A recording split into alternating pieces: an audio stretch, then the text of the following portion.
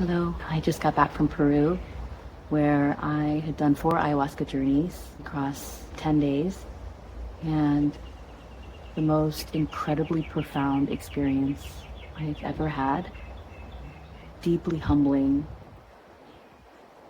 deeply connected to the divine. And what I learned in that process and since then has been transformational in both my perspective and my life. And so I'm going to share what transpired. Before I left on the trip, there was concerns, I would say, from my family about me continuing on the path of plant medicine and missing my niece's graduation, and my dad ended up needing emergent surgery. And so there was a disconnection that I felt from the family in terms of feeling judgment and guilt and shame about not being there for these events that were important to them in Peru. So the place that we were at was a woman that I'd heard about from multiple people. And so I knew that my higher self was guiding me to her. We ended up flying to Lima and then to the base of the mountains, and then 7-hour drive into the mountains, surrounded by jungle, close to a village. And she built this beautiful sanctuary. I could just feel the energy. Little casitas that were built into the mountain. Gorgeous towering trees and plants, lush forest. And there were these big blue butterflies, and there were birds singing everywhere. And just the energy of the place immediately felt like a sense of peace and a sense of calm. The first journey, I was taken to some of the realms where I felt lightning and a lot of electricity and voltage moving through my body. For the first time in years, actually I was vomiting when I felt other people's energy. When they started purging, I started purging.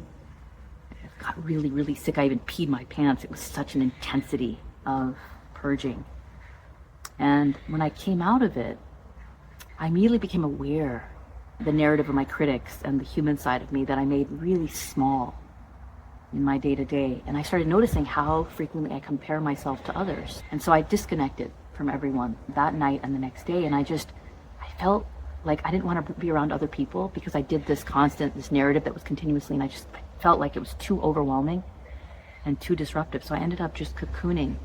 And the second journey that we had was incredibly profound. I felt the heavens open, and I suddenly could see these rays of love and blessings showering the earth. I could literally see them and feel them.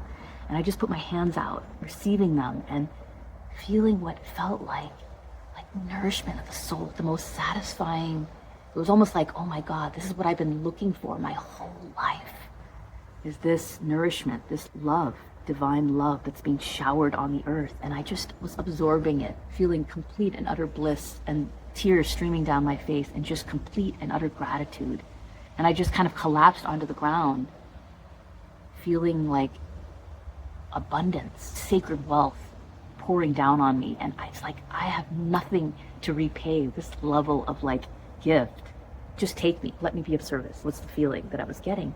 And as I was laying there on the ground, castrated in front of the divine, in complete surrender, I started to feel my stomach get nauseous. And then I got up and I felt like an entity coming to the surface, my own trauma from my first chakra coming to the surface. I would feel the anger and the growling of this entity, and I started transmuting it, and it was kind of shaking in my system, trying to take over, and my hands started coming together, and I could feel the divine light, and I would catch it in my hand and then be intuitively drawn to do that, and they would turn into fireflies and just into light, up into the ethers. And what started happening was, as I started going up the chakras, I would get drawn into a story, a trauma or a story, and I would fall into depression or anger or sadness or fear. And I would find myself in tears, kind of curled up in a ball or on the ground. And then I would take a breath, and as soon as I took a breath, it was almost like I woke up, like I was awakened. And I would rise, I'd feel the divine feminine rise within me.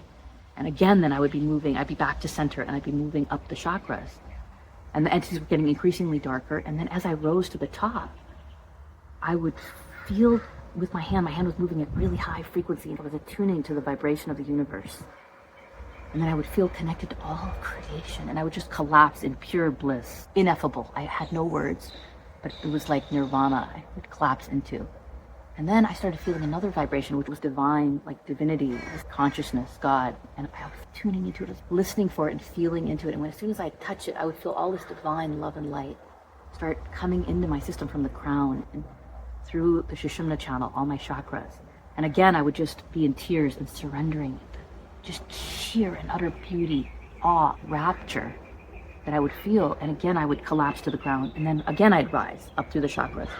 And I was being taken through what felt like the lila, the play of consciousness through many lives and the stories that we tell ourselves or that we're taken to and traumas that are playing out. And each round, I would be transmuting darker and darker entities. And I would stop being seduced by the story and caught in the story. I was able to feel it, but then I'd be able to come back to center and continue traversing up the chakras to meet the divine light and have it shower into my body. And what started happening then was the earth opened. I could see all of the earth and the heavens, and I could see all of these dark entities that were on the earth and around it. And I started transmuting them, and I started feeling like I would surrender. It was too much for me to try to transmute, and I would surrender to the divine. And then I would feel all this power and energy coming into my hands, and I would just into tears of awe.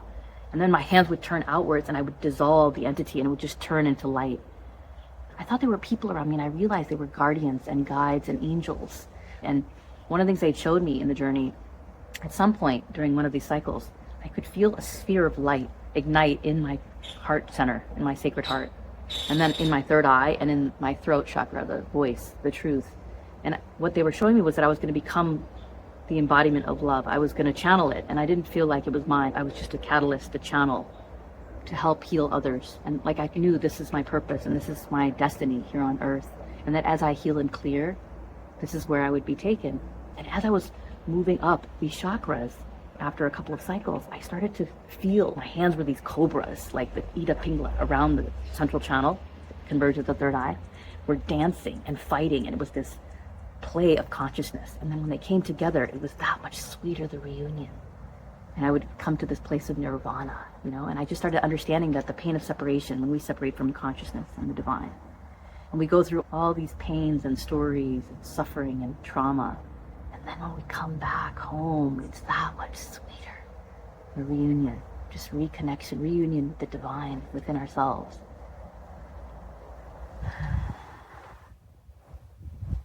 And I started to see the gift and the beauty of the polarity. I didn't end up sleeping much that night, but I felt so deeply connected, so divinely connected. The third journey, again, I went into darkness. I was being shown the contraction expansion cycle. So when there's a lot of light that comes into the system, and from expansion, there's a natural contraction and a release of the next layer of trauma. So the third journey went deep into darkness. I felt disconnected from everyone. I felt like the person next to me didn't want to sit next to me. I felt sick the whole night in the journey. The singing was grating to my ears. It felt like torture. I just wanted to end. I felt anger and rage and annoyance and all these things that came to the surface.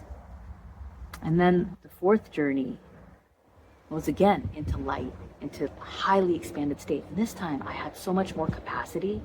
So just by breathing, I was able to handle the amount of power coming in. I started being taken to higher and higher dimensions and more power coming into my system. And I learned how to surrender completely to the divine and just become more of a pure channel. And as I was moving up the channels, I started feeling the play and the lila, and I was dancing with the universe and the polarities. It was just really, really beautiful. And there were moments when I'd start to cry and I'd start to laugh, but it was like my system wasn't as overwhelmed by it, and I could come back to center and decide what is it that I wanted and how would I want to move through these chakras and through the energy. And it was a choice. And again, I experienced pure divine love and light that was coming through my body and my system, and protecting the earth and transmuting these entities into light. And the thing I realized is the thing that I have chased my entire life. And I thought it was purely from the trauma, but it was from the pain of separation, human wave particle, right? It's like the particle when you separate from consciousness and become human. It's the pain of being separate from the whole, from consciousness. And I experienced that connection. And then when I came out of the journey, what had been happening was everyone had distanced from me.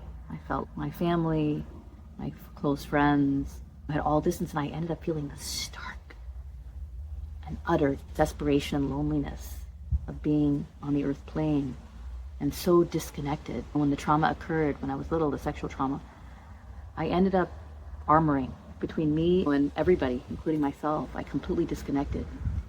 And then I had this longing for that connection or any substitute, anything. I became like this hungry ghost, chasing what I was never finding on the outside, this extrinsic validation, I called it.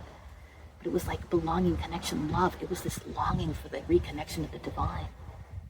And I never found it, but I kept chasing it in my work, in friendships, in relationships. Like I just kept searching, never finding it, never really feeling that sense of connection or belonging or love.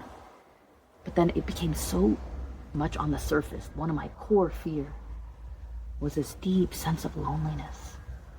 And I felt it in that night. I mean, it was maddening. Every tick of the clock, every moment was like living hell, because I was separated from this divine connection that I'd experienced so deeply in my body, in my spirit. And so the whole night and the entire next day, I was drowning in this sheer and utter loneliness.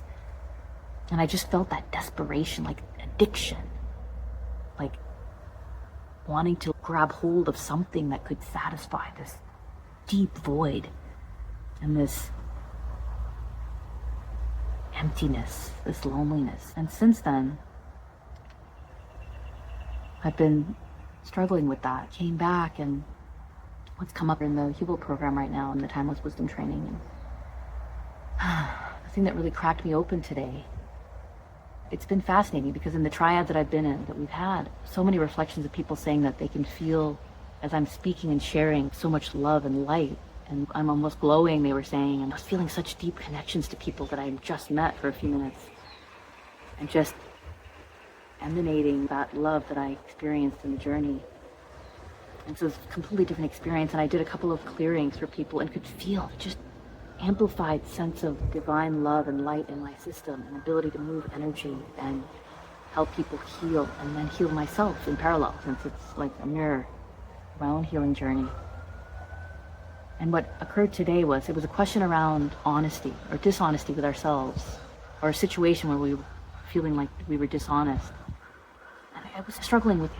It felt so resonant to my journey, but I couldn't put my finger on it until I was in this last triad today. And it just cracked me open.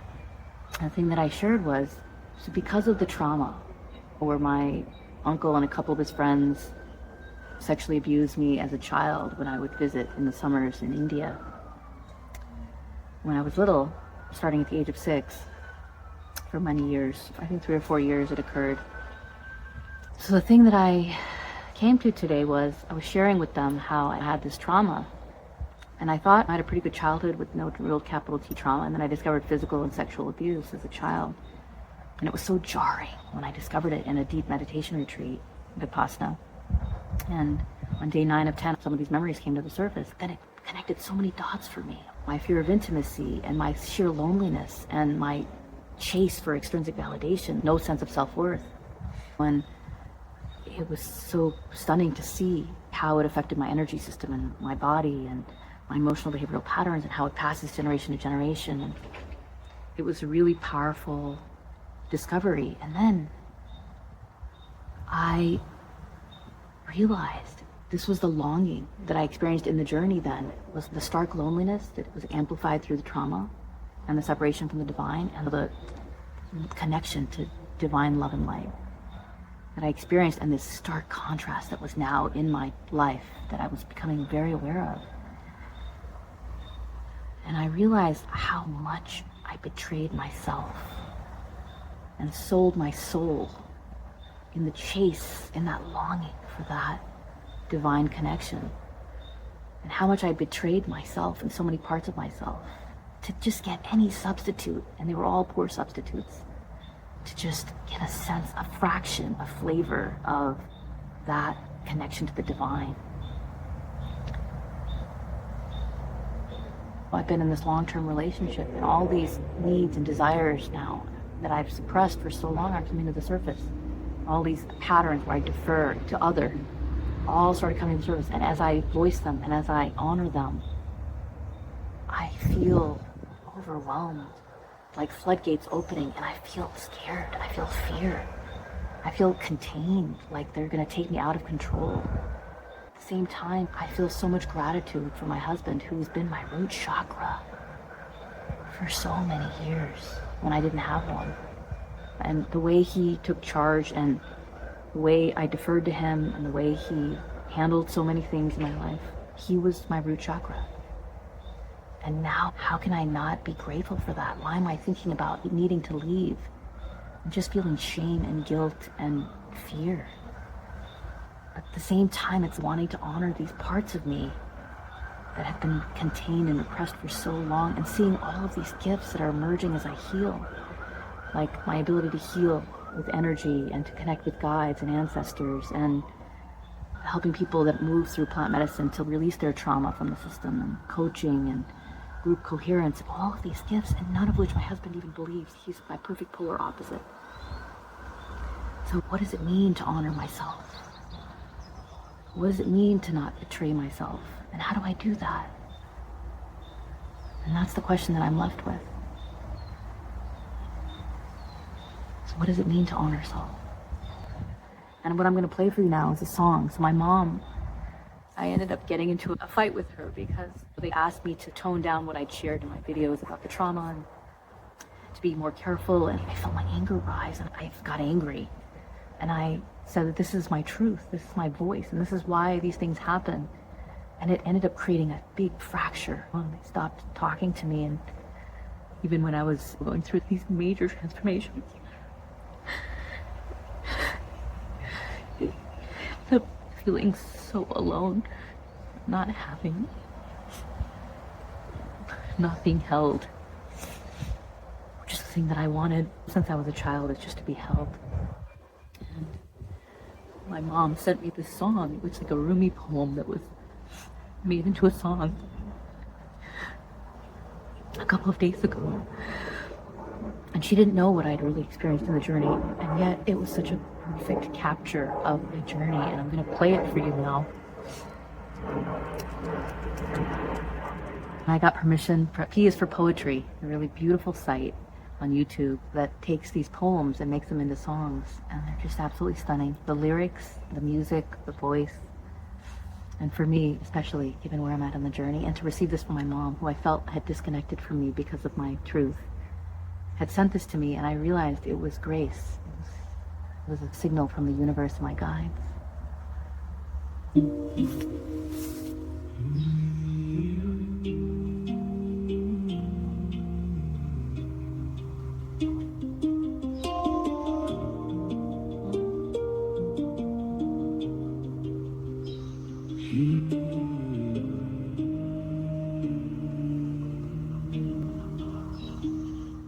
Climb the mountains, I crossed the sea.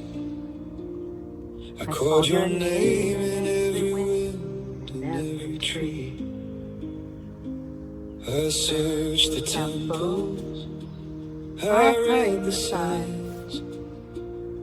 I thought you lived beyond the stars, beyond the lines. But the candle I was chasing through the night was already burning in my chest, that ancient light.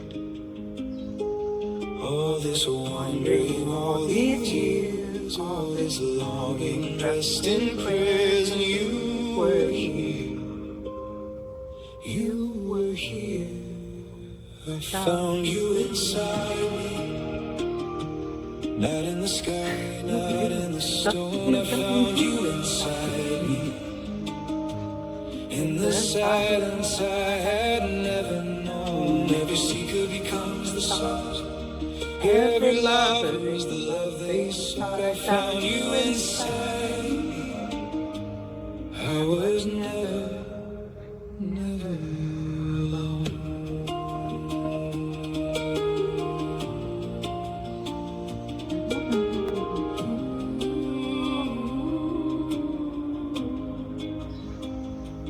Thought you were a distant king on a golden throne, but you were the breath that breathed me, the marrow of my bone. I thought your face was somewhere I had yet to reach, but you were the longing itself, the thirst in my own speech, the wound inside my chest. Is where your light came in. The deeper I surrendered, the closer had been.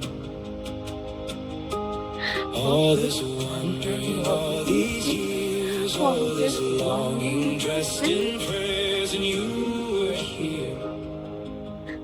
You were here. I found you inside me. Not in the sky, not in the stone. I found you inside me. In the silence I had never known. Every secret becomes the song. Every lover is a love they saw. I found you inside me. I was never alone.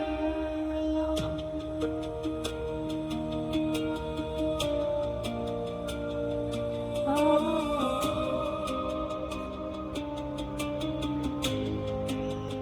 I am not a drop in the ocean. I am the ocean in a drop. I am not a spark in the fire. I am the fire. I forgot. You didn't hide, I was looking away. You weren't silent, I just didn't know how to pray. In the deepest dark, in the quietest place, I closed my eyes and I found your face.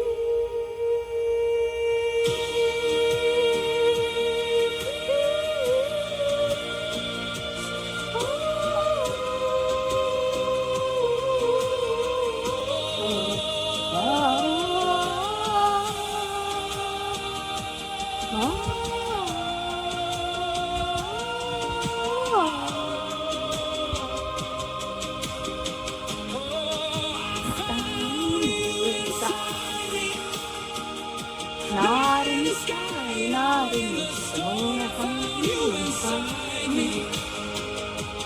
In the silence I had never known. Every secret becomes a song.